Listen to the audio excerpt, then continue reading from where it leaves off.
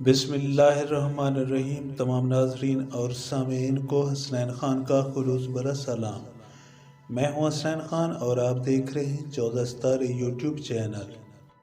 معزز دوستو، بہت عرصہ پہلے کی بات ہے کہ ملک شام پر ایک بادشاہ حکومت کرتا تھا۔ اس کا ایک بیٹا تھا۔ بادشاہ نے اسے ہر قسم کی تعلیم دلوائی، گھوڑ سواری، نیزہ بازی، شمشیر زنی، غرض و ہر فن میں ماہر ہو گیا۔ شہزادہ بہت مغرور تھا۔ وہ سمجھنے لگا کہ دنیا میں مجھ سے طاقتور اور ذہین کوئی نہیں۔ وہ ہر وقت کسی ایسی بات کی تلاش میں رہتا جس میں اسے اپنے کمالات دکھانے کا موقع ملے۔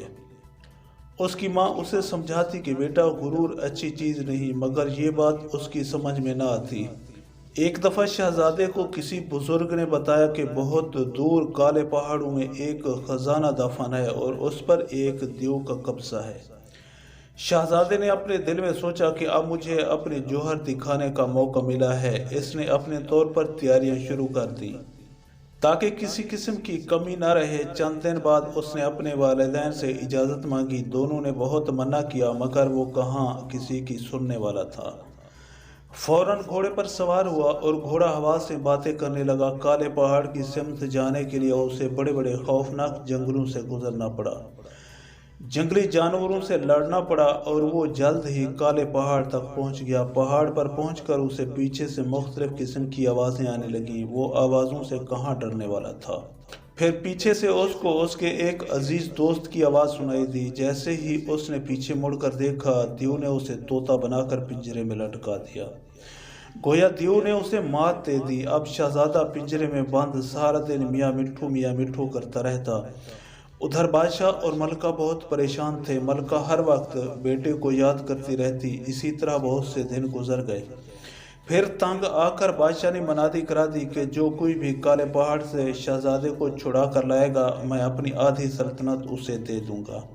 یہ اعلان ایک غریب لکڑہارے نے بھی سنا اور اللہ کا نام لے کر قسمت آزمانے کا سوچا۔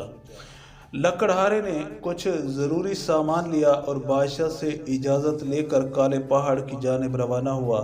سارے راستے اس نے اللہ تعالیٰ سے مدد مانگی۔ لکڑہارا جب پہاڑ کے قریب پہنچا تو اسے بھی پیچھے سے ڈراؤنی آوازیں سنائی دیں، مگر اس نے پیچھے مڑ کر نہ دیکھا، سیدھا چلتا ہوا محل تک جا پہنچا۔ دیو کو پہلے ہی اس کی آمد کا علم تھا اور وہ مقابلے کے لیے تیار تھا۔ لکڑہارا جانتا تھا کہ اس کی ذرا سی بے احتیاطی اسے 1 منٹ میں طوطا بنا سکتی ہے۔ لکڑہارا دیو کے قریب گیا۔ دیو نے منہ سے آگ نکالی۔ لکڑہارا فوراً پیچھے ہٹ گیا۔ دیو نے پھر آگ نکالی۔ اس بار لکڑہارا دیو کے بالکل قریب ہو گیا اور تلوار فوراً اس کی آنکھ میں گھونپ دی۔ دیو درد سے بلبلا اٹھا اور دیواروں سے ٹکریں مارنے لگا۔ لکڑہارے نے موقع پا کر دیو کے سینے میں خنجر گھونپ دیا اور تلوار کے پیدر پہ وار کیے، جس سے دیو مر گیا۔ پہاڑ غائب ہو گیا اور شہزادہ اپنی اصلی حالت میں واپس آ گیا۔ لکڑہارا شہزادے کو لے کر اپنے ملک پہنچا۔ شہزادہ اپنے والدین سے مل کر بہت خوش ہوا۔ بادشاہ نے اعلان کیا کہ شہزادہ خود اپنے محسن کو آدھی سلطنت پیش کرے گا۔ جب تقریب میں شہزادے نے اعلان کیا تو لکڑہارا بولا کہ مجھے سلطنت نہیں چاہیے، بس میری ایک بات مان لیجیے کہ آئندہ کبھی غرور نہ کیجیے، کیونکہ غرور کا سر ہمیشہ نیچا ہوتا ہے، اور ہمیشہ اللہ کو یاد رکھے۔ یہ کہتا ہوا لکڑہارا محل سے نکل آیا اور اپنے گھر کی طرف چلا گیا۔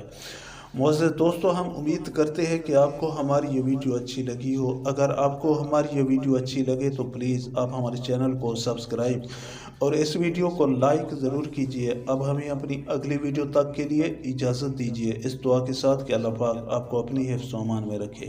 اپنا بہت زیادہ خیال رکھیے گا۔ شکریہ۔ خدا حافظ۔